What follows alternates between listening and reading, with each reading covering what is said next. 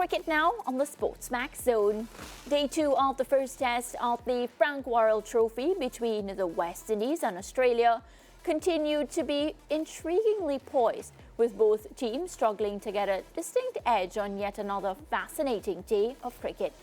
The Windies, they began day 2 on 57 for 4, trailing by 123 runs before being bowled out for 190 to gain a 10-run first innings advantage. The innings was shaped by a 67-run sixth-wicket partnership between Roston Chase and Shai Hope. Hope top scored with 48, while captain Chase added 44 as Mitchell Starc ended with 3 for 65 for the Aussies. Australia again struggled in their second innings, battling to 92 for 4 at the close of play, an overall lead of 82. Will Seam again did the trick for the West Indies with Jaden Seales, Alzarri Joseph, Shamar Joseph and Justin Graves all picking up a wicket apiece. Fazir Mohammed again, he joins us to speak on the day's play. Welcome to the show, Faz. How are you? Not too bad at all. Okay, and how are things looking right now for this match? Because, as I said, Australia 92 for 4. Anybody has the advantage? No? Interesting situation in the match because at this point, I would say it's almost 55-45 in favor of Australia, only because Travis Head is still there. And because he's still there, there is that potential to get a lead somewhere closer to 200, because I think 200 is definitely going to be a challenge, given all the variables, the quality of the Australian bowling, the relative vulnerability of the West Indies batting, notwithstanding the batting today of Roston Chase and Shai Hope, who certainly stood up as players who've been out of Test cricket for some time. And then, of course, the pitch. And Mitchell Starc was basically saying that at the end of the day's play, speaking to Darren Ganga, he said that the pitch, with its variable nature, is likely to continue that way and make a difference. So I think a lot will hinge on how well the West Indies fare with the ball and how quickly they can get Travis Head to prevent the Australians pushing their lead out towards 200.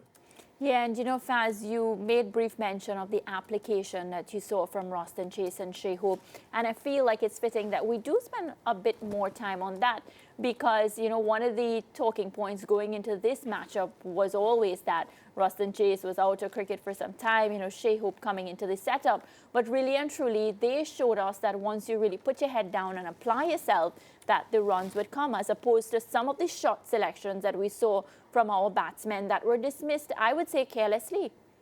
Indeed, and some from the Australians as well. And I think they're really concerned now going ahead towards the Ashes series because, you know, there's an obsession with the Ashes. The number 3 with Cameron Green hasn't worked so far. The opening slots are a problem with Khawaja, the veteran, and Constas, the young man. So many areas there. But you're right. As far as Roston Chase and Shai Hope, you couldn't have asked for more in the conditions. And yes, Hope was still prone to the typical T20 rush of blood, running down the track to look to hit over the top. That's a legacy of his preoccupation with that format of the game, and he's really developed in that area. He's an all-format player in that regard. But their watchfulness, the way they went about building their innings, that important partnership, because remember, when Brandon King fell, it was 72 for 5 and could easily have been 120 all out. The fact that they had that partnership of 67 and the manner in which they got those runs, and of course their dismissals are a talking point as well with the intervention of the third umpire. But again, overall, I think you'd have to say that the two of them really stood up to the challenge that they faced and they responded quite well. You know, as you say that, I have to ask you, what were your thoughts on the umpiring today? Well, I couldn't understand how Shai Hope wasn't reprieved. A lot of people were saying, well, no, he went off the field. We've covered that ground already. That has no bearing on someone being reinstated. He could be halfway to Spite Storm. But if it was proven that the dismissal really wasn't proper, then he could be called back. And I thought it was quite obvious that the ball didn't just touch the ground, but had touched the ground before the keeper had properly controlled the ball to complete the catch. The same with Roston Chase. I thought there was a clear inside edge. The television umpire, Adrian Holstock of South Africa, didn't see it that way. And to be fair, I'll also say that very early on in the day's play, I thought that Roston Chase was plumb LBW because, again, the ball appeared to brush his front pad before going on to the bat, and therefore the Australians had every reason to show some consternation. So yes, on the balance of things, most of these decisions went against the West Indies, but it seems that umpire Holstock interprets these things very differently to what we're seeing. Yeah, that's with Test cricket, right? First you win some, you lose some at times. So I mean, it comes with the territory, I suppose. But I'm still wrapping my mind as to how to approach batting on this wicket, because even the Australians aren't too sure as well in terms of how to approach, because I think part of them thinking of not ultra attacking, but attacking approach, because if they just go defensive, eventually they will lose their wicket. So what do you think is the right approach here, even as the West Indies, they seek to dismiss Australia early? I think, Donald, it's somewhere in between those 2 points that you mentioned. Ultra defensiveness is going to get you nowhere. You won't get any runs, and there's a ball with your name on it. Sooner or later, that's going to turn up.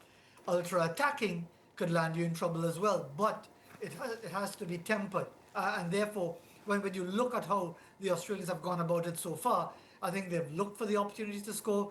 Bo Webster has had a good day, couple of important wickets. Plus, he's there in partnership with Travis Head, seeing off the late threat of the West Indies bowlers. He's a very tall, upright player. We remember his match-winning half-century against India in Sydney earlier this year. So he's a quality player as well. And I think that is why it's going to be a really dangerous situation for the West Indies early tomorrow. If they can't separate them, because they'll be looking to score, that's Travis Head's nature. And yes, they'll always give you a chance. But the thing is, Donald, you can't just poke around. You have to take a risk, a calculated risk. I think in the case of Cameron Green, the way he bats is not a calculated risk. I think his technique is poor for a number 3, where the ball is moving around. To say, well, he needs a solid opening stand to make life easy for him is rubbish.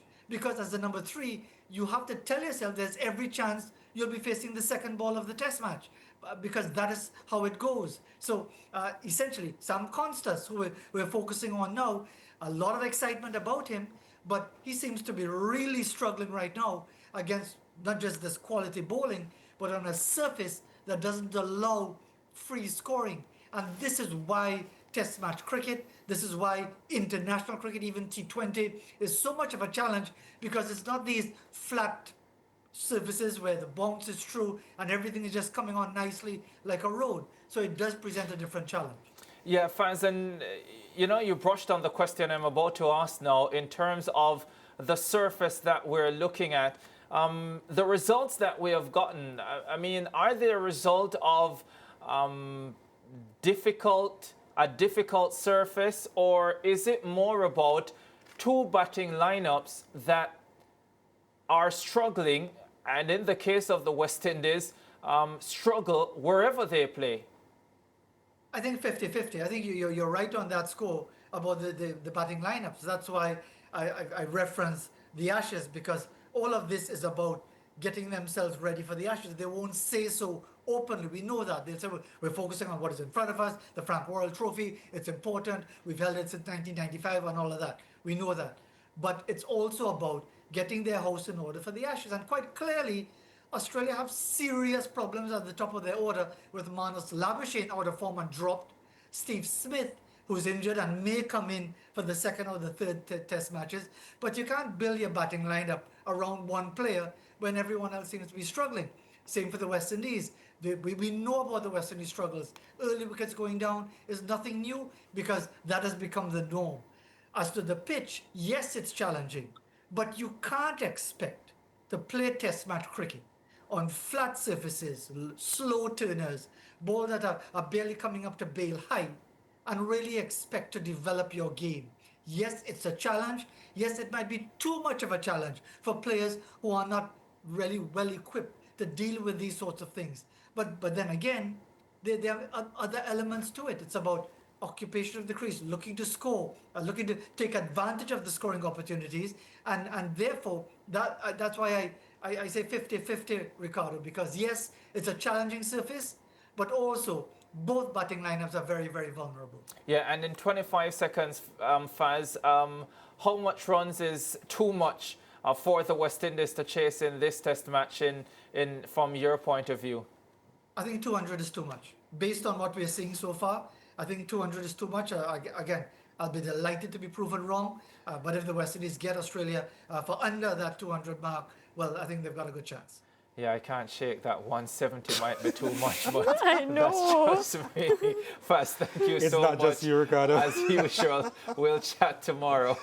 It's not just me. No, right? it's not Every just you. run that is added, It's not just me. yeah, I'm stressed. It's also just the pressure, right? I'm not sure if this West Indies batting lineup against the quality of this Australian bowling on this surface will know exactly how to approach Well, of course The not. just You didn't about watch your any first. target The that is Australian posted. But you bowlers, didn't watch the the Australian first bowlers are innings? brilliant. They are so consistent, especially with the pressure that they apply on our batsmen. But we know that, Donald. It's actually quite intriguing to watch. They don't let up at all. Well, it's been an interesting test match. Well, in fairness to the West Indies bowlers, they haven't let up either. Yeah, that's they true. have maintained the pressure. But And the batting is my problem. Yeah, it is everybody's problem, including the West Indies women, the West Indies men, the West Indies under-19s, Kids. the West Indies Oh, the dear. Future. emerging, the A team, the B team, the C team, the break team. All of the above. Let's go All to of break. the above. Yeah. Yeah. Oh.